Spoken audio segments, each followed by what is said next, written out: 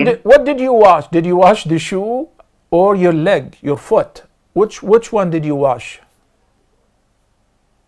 First of all, I washed the shoes 2 times, but without soil. Then I washed my feet after coming home with hand wash, not soil. Now I got And your then question. I worked on my clothes. Now you can listen to the answer, inshallah.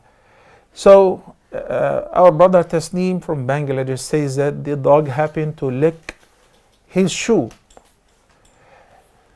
I'm only concerned about washing the part which was contaminated or soiled with the saliva of a dog, because it is najasa mughallava. It's a major impurity. In the hadith, the Nabi sallallahu alayhi wasallam said, if the dog happened to lick in your vessel, in your utensil, in your plate, then you need to wash it 7 times, one of them with dirt, before you will be able to use it for yourself. What if this vessel is kept to feed the dogs? Then who cares about being impure or not? Because let them eat out of it. It is thrown away. The shoe which was licked with the dog or by the dog and the saliva came on it, do you pray in your shoes? No. Then don't worry about it, whether it is clean or not clean.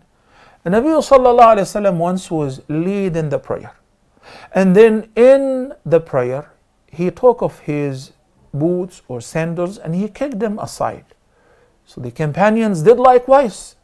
After he finished, they asked him, O Prophet of Allah, when he saw everyone's shoe or sandals and boots were taken off, he said, why did you take off your shoes and boots? They said, we saw you did the same in the prayer. He said, I did so because Jibreel alayhi salam came to me and he said, there are some impurities in the sole of your shoes. So I took them off. But otherwise, if you don't pray in the shoes, like most of us, we keep the shoes outside the masjid or on the shoe rack, then don't worry about it. You don't have to wash it, even if it is impure. The process of the purification with 7 times, one of them with dirt, is if you're going to pray in them or use them for your personal use, like the utensils. What about the clothes? I gotta wash them 7 times, as the Prophet ﷺ said. Then also he said that you happen to wash your foot or your feet. I don't know why you have to wash them. They have nothing to do with the impurities. Because the dog licked your shoe, not your legs. You don't have to wash your legs. If you happen to touch any body part and it was moist, then in this case you have to wash it 7 times. But it didn't, so don't worry about it. Only if you're going to use the boots or the shoes in the prayer, then this is where you have to wash it. If it is washable, for instance, 7 times, one of them, you put dirt on it, or the soap will be sufficient according to many of the scholars, or detergent.